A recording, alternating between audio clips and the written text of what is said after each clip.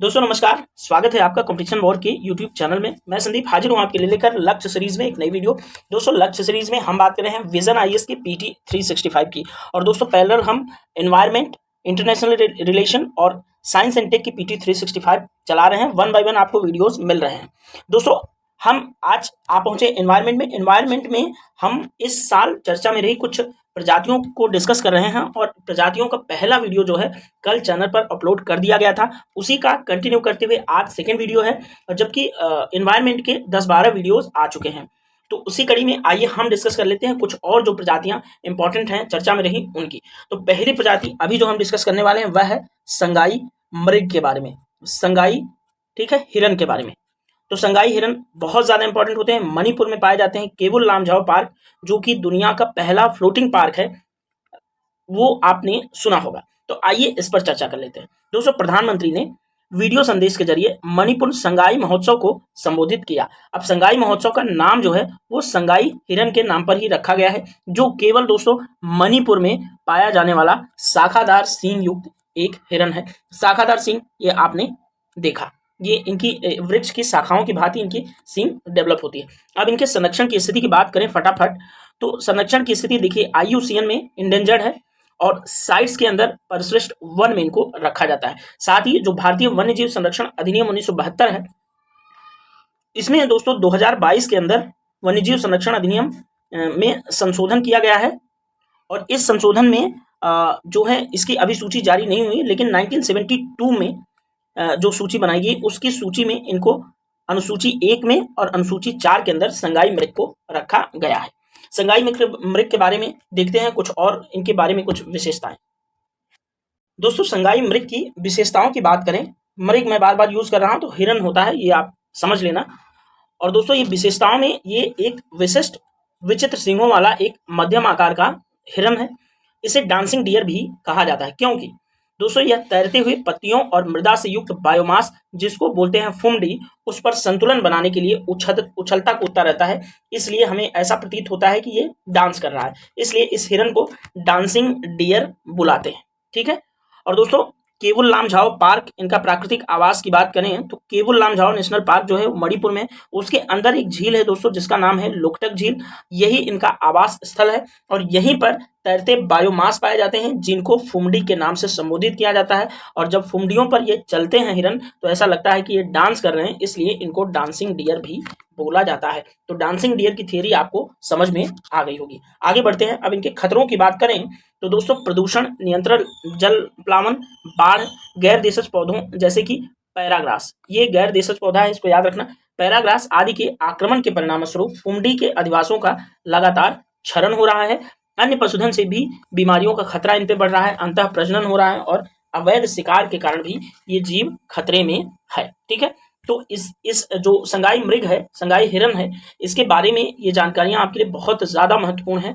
हो सकता है आपसे एग्जाम के अंदर इस तरह के स्टेटमेंट बना के पूछ ले कि इसको डांसिंग डियर क्यों कहते हैं, फुमडी के बारे में पूछ सकता है। और केबुल लामझाओ नेशनल पार्क जो फ्लोटिंग पार्क है वो अपने आप में एक विशेष बात है ही है। अब दोस्तों इनके संरक्षण के उपायों की बात करें तो ये जो संगाई हिरन है वह मणिपुर का राजकीय पशु है। सबसे बड़ी बात, तो संरक्षण का उपाय थोड़ा सा जोर शोर से चलने लगता है। अब दोस्तों जो लोकटक झील है, और लोकटक झील को दोस्तों रामसर कन्वेंशन के तहत अंतरराष्ट्रीय महत्व की आर्द्रभूमि के रूप में नामित किया गया है। अब रामसर कन्वेंशन जो लोग जानते हैं वो हुआ था 1971 में, कहां पर, रामसर में। और रामसर दोस्तों कहां है, ईरान में, ठीक है, ईरान में, ठीक है। और इसकी डेट अगर बात करें तो 2 फरवरी, तो 2 फरवरी को विश्व आर्द्रभूमि दिवस भी मनाया जाता है, और ये एग्जाम के अंदर पूछा जाता है, ठीक है। आइए चलते हैं, देखते हैं अगला जीव प्रजाति कौन सी है जिसके बारे में हम डिस्कस करने वाले हैं। ये मोस्ट इंपॉर्टेंट है संगाई हिरन, इसलिए आप लोग इसको जरूर याद रखना। दोस्तों अगली प्रजाति है फिशिंग कैट, और फिशिंग कैट ये है। और फिशिंग कैट दोस्तों ये जनरली एक बिल्ली है जो कि मछली पकड़ती है, इसलिए समुद्र और तालाब से, जो समुद्र मतलब कहने का अर्थ ये कि चिल्का झील में पाए जाते हैं, तो जो दलदली वाली भूमि है वहां पे कम पानी होता है, तो वहां पर जाके ये फिश पकड़ती है, इसलिए इसको फिशिंग कैट कहा जाता है। दोस्तों द फिशिंग कैट प्रोजेक्ट के सहयोग से चिल्का डेवलपमेंट अथॉरिटी द्वारा किए गए एक हालिया अध्ययन के अनुसार ऐसा पाया गया कि एशिया की सबसे बड़ी खारे पानी की झील चिल्का लगभग 176 फिशिंग कैट का अधिवास है। अब यहाँ पर एक इंपॉर्टेंट फैक्ट्स ये मिला कि एशिया की सबसे बड़ी खारे पानी की झील है चिल्का, वहां पर 176 की मात्रा में फिशिंग कैट्स निवास कर रही हैं। और दोस्तों यह संरक्षित क्षेत्र नेटवर्क के बाहर पहली बार इनकी गणना की गई है। याद रखना कि संरक्षित क्षेत्र नेटवर्क है उसके बाहर ये गणना की गई चिल्का डेवलपमेंट अथॉरिटी के द्वारा। किसके लिए? फिशिंग कैट के लिए ये गणना की गई है। आगे बढ़ेंगे और देखेंगे इनके संरक्षण की स्थिति। दोस्तों इमेज में ये है फिशिंग कैट, आप अच्छे तरह से देख लीजिए इसको। कैट से थोड़ी सी बड़ी मतलब आकार है इनका। संरक्षण की स्थिति की बात करें तो IUCN में इनको वल्नरेबल यानी कि सुभेद्य का दर्जा प्राप्त है। ठीक है, सुभेद्य है ये, ठीक है, सुभेद्य है। और साइट्स में दोस्तों इनको रखा गया है परिशिष्ट 2 में। और वन्य जीव संरक्षण अधिनियम जो 1972 है भारत का, उसमें अनुसूची 1 और 4 के अंदर फिशिंग कैट को रखा गया है। ये चीज आप लोग याद रखना, इंपॉर्टेंट है। ठीक है, और फिशिंग कैट अगर चर्चा में है तो पूछा जा सकता है। अब दोस्तों इनकी विशेषताओं की बात कर लेते हैं। तो एक निशाचर जीव है, रात में शिकार करता है, रात में चलता है, कुशल तैराक भी है और घरेलू बिल्ली से 2 गुने आकार की थोड़ी सी बड़ी है। अब इसके विशेषताओं की बात करें तो उनके फर स्तरित संरचना पानी में जीवन के लिए एक महत्वपूर्ण अनुकूल प्रदान करती है। ठीक है, खतरे की बात करें तो आर्द्रभूमि का विनाश, मत्स्यन के असंधारणीय तरीके के कारण इनके मुख्य शिकार, मछली की संख्या में जब कमी होगी तो इनमें भी थोड़ा सा भोजन की जब दिक्कत होगी तो इनके जो जनसंख्या है उसमें गिरावट देखने को मिलेंगी। और दोस्तों त्वचा के लिए इनका अवैध शिकार भी किया जाता है फिशिंग कैट का, इसलिए इनके संरक्षण को महत्वपूर्ण माना जाता है। अब आगे बढ़ते हैं। दोस्तों फिशिंग कैट के प्राकृतिक आवास की अगर बात करें तो यह दोस्तों फिशिंग कैट का प्राकृतिक आवास जो है वह मुख्य रूप से आर्द्रभूमि मैंग्रोव आवासों में पाई जाती है। भारत में मुख्य रूप से सुंदरवन के मैंग्रोव जंगलों, गंगा और ब्रह्मपुत्र की नदी घाटियों से लगी हिमालय की जो तलहटी है उस पर और पश्चिमी घाट में भी फिशिंग कैट पाई जाती है। इनके संरक्षण के उपायों में एक तो ये बंगाल का राजकीय पशु है फिशिंग कैट, ये याद रखना आप लोग। और 2020 से चिल्का के एम्बेसडर के रूप में भी नामित है। तो चिल्का झील का एम्बेसडर कौन है? याद रखना, फिशिंग कैट। ठीक है, इंपॉर्टेंट है। और अगला जो जीव है दोस्तों वह है स्लेंडर लोरिस। ये है स्लेंडर लोरिस की इमेज, आप ध्यान रखना। अब स्लेंडर लोरिस के बारे में देखेंगे तो स्लेंडर लोरिस के लिए भारत का पहला अभ्यारण्य कहाँ बन रहा है? तमिलनाडु में अधिसूचित हुआ है। तो भारत का स्लेंडर लोरिस के लिए पहला अभ्यारण्य कहाँ अधिसूचित हुआ? तमिलनाडु राज्य में। और इसका नाम दोस्तों कदावुर स्लेंडर लोरिस अभ्यारण्य रखा गया है। तो भारत के तमिलनाडु राज्य में पहला स्लेंडर लोरिस अभ्यारण्य बन रहा है और इसका नाम रखा गया है कदावुर स्लेंडर लोरिस अभ्यारण्य।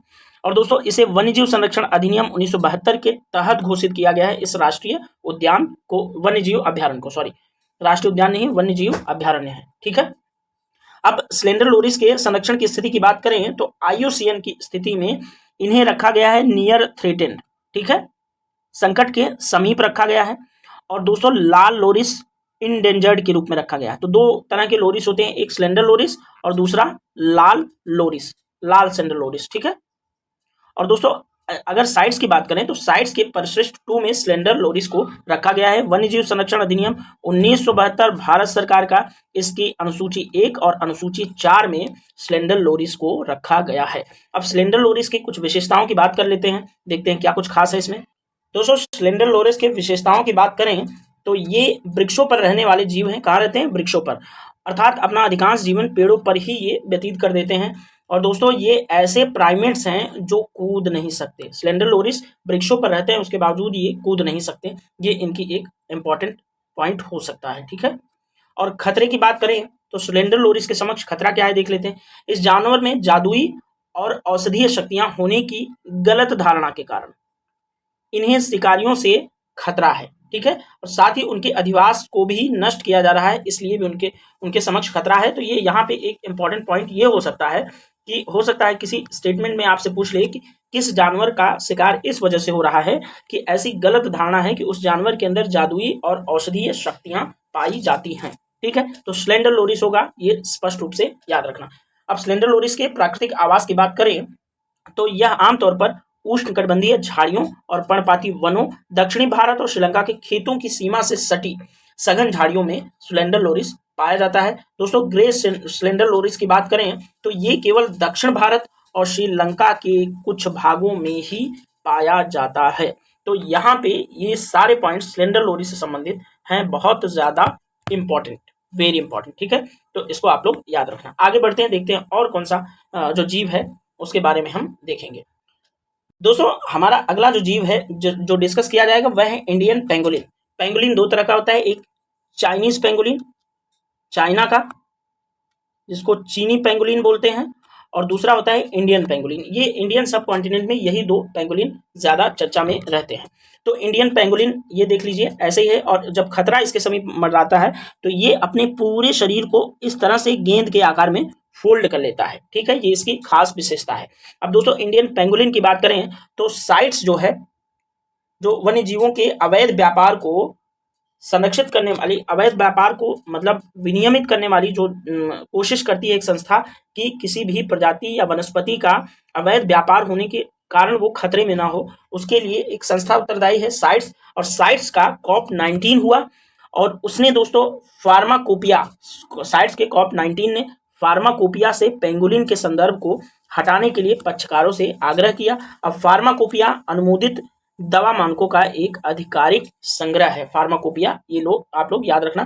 तो इस कारण ये चर्चा में रहा, सुर्खियां लिए हैं। ठीक है, अब इनके संरक्षण की स्थिति देखें तो साइट्स में परिशिष्ट वन में रखा गया है किसको, इंडियन पेंगोलिन को, और इंडेंजर्ड रखा गया है IUCN के अंदर। जो वन्यजीव संरक्षण अधिनियम है भारत का 1972, उसके अनुसूची 1 और अनुसूची 4 में रखा गया है इंडियन पेंगोलिन को। तो इतनी जानकारी आपके लिए इंपॉर्टेंट है। आगे बढ़ते हैं, इसके विशेषताओं की बात करते हैं इंडियन पेंगोलिन की।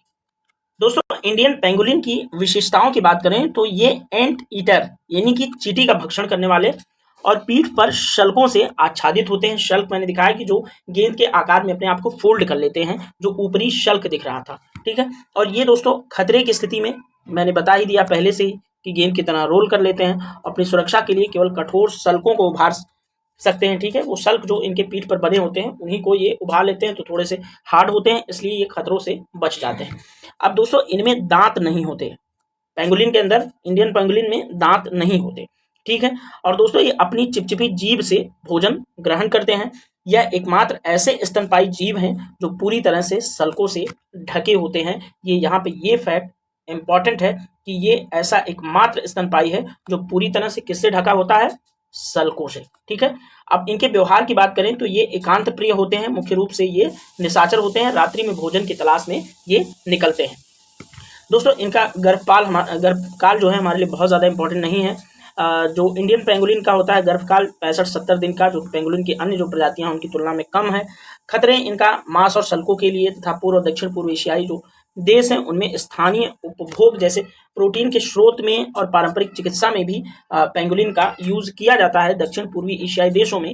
इसलिए इसका अंतर्राष्ट्रीय व्यापार के लिए इनका अवैध शिकार जो है किया जाता है। ठीक है, मुख्य रूप से इनका अवैध व्यापार खतरे की वजह से खतरे में है, क्योंकि इन्हें दक्षिण पूर्वी एशियाई देशों द्वारा प्रोटीन्स और पारंपरिक चिकित्सा जो है उसमें यूज किया जाता है। प्राकृतिक आवास की बात करें इंडियन पेंगोलिन की तो दुनिया में पेंगोलिन की कितनी प्रजातियां पाई जाती हैं, 8, और इंडियन सब कॉन्टिनेंट में 2, भारत में 2 प्रजातियां। तो एक इंडियन पेंगोलिन जिसको IUCN की कैटेगरी में एंडेंजर्ड रखा गया है, और दूसरी चीनी पेंगोलिन उसको रखा गया है क्रिटिकली एंडेंजर्ड। यहाँ पे ये जो है डिफरेंस आप लोग याद रखना इंपॉर्टेंट है कि इंडियन पेंगोलिन को रखा गया है इंडेंजर्ड में और चीनी पेंगोलिन को क्रिटिकली इंडेंजर्ड। ठीक है, ये यहाँ पे बहुत ज्यादा इंपॉर्टेंट है। अब दोस्तों इंडियन पेंगोलिन जो है शुष्क क्षेत्र, उच्च हिमालय और पूर्वोत्तर को छोड़कर भारत में व्यापक रूप से पाए जाते हैं। ठीक है, तो यहाँ पे ये पूरा जो पेंगोलिन का सेक्शन है आपके लिए बहुत ज्यादा इंपॉर्टेंट है, मोस्ट इंपॉर्टेंट है, ये एग्जाम के अंदर जरूर पूछा जा सकता है। ठीक है, आगे बढ़ते हैं, देखते हैं और कौन सा जीव है।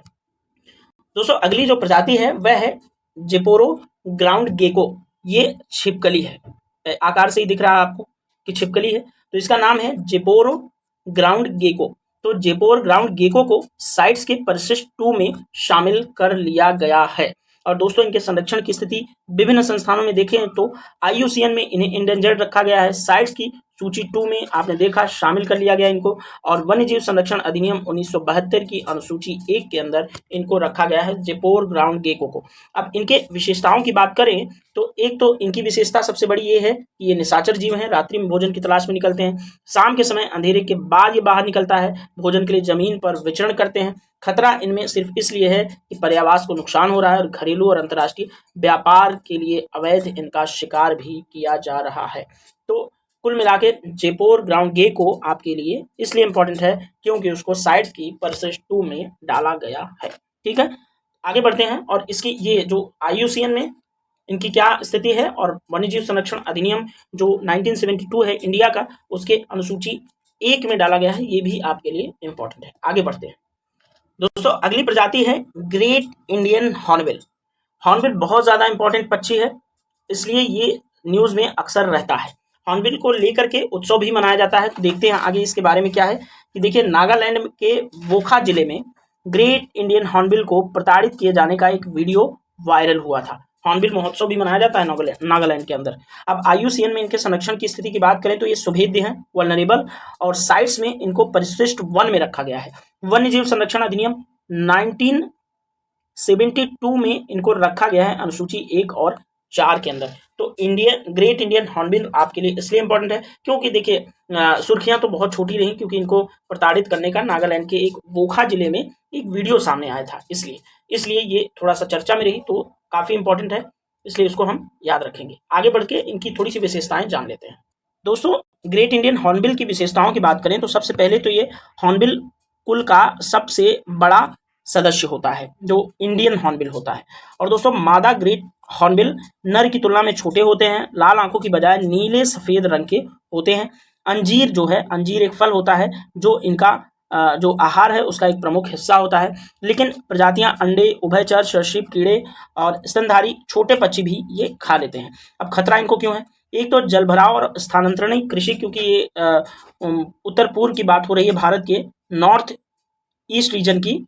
तो नॉर्थ ईस्ट रीजन में देखिए दोस्तों, स्थानांतरणीय कृषि जो है बहुत ज़्यादा प्रचलित है, और स्थानांतरणीय कृषि को हम लोग झूम खेती भी बोलते हैं। ठीक है, तो झूम खेती क्या होती है कि किसी पर्टिकुलर लैंड के हिस्से को पहले साफ सफाई की जाती है, अगर वहाँ जंगल है, फिर उस पर खेती की जाती है, वहाँ उसको जला करके पूरे जंगल को, उसके बाद उनमें खेती तब तक की जाती है जब तक कि उनकी उर्वरता जो है कम ना हो जाए। जैसे ही उर्वरता कम होती है, वहाँ से छोड़ करके उस लैंड को किसी और जगह को साफ सफाई किया जाता है खेती के लिए उपयुक्त बनाने के लिए।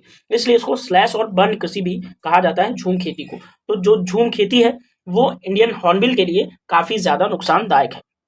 दूसरा, शिकार, जैसे इनका मांस, पंख और आवरण सजावटी उद्देश्यों के लिए इनका उपयोग किया जाता है, इसलिए इनका शिकार किया जाता है। ठीक है, और इनके आवास की हानि जो हो रही है स्थानांतरण कृषि के कारण, ये भी एक महत्वपूर्ण कारण है इनके जो है स्थिति में इनको खतरे के समीप ले जाने की। प्राकृतिक आवास की बात करें दोस्तों, तो हॉर्नबिल नम सदाबहार और मिश्रित पर्णपाती वनों में पाया जाता है। ये पश्चिमी भारत, इंडो चाइना, मलाय के दक्षिण में और सुमात्रा में भी पाया जाता है हॉर्नबिल। और भारत में दोस्तों मुख्य रूप से पश्चिमी घाटों के साथ साथ हिमालय की तलहटी और पूर्वोत्तर भारत के कुछ हिस्सों में पाया जाता है। और संरक्षण के उपायों की बात करें तो एक तो ये हॉर्नबिल जो है केरल का राजकीय पक्षी है। अपने आप में इंपॉर्टेंट फैक्ट है कि केरल का राजकीय पक्षी है ग्रेट इंडियन हॉर्नबिल।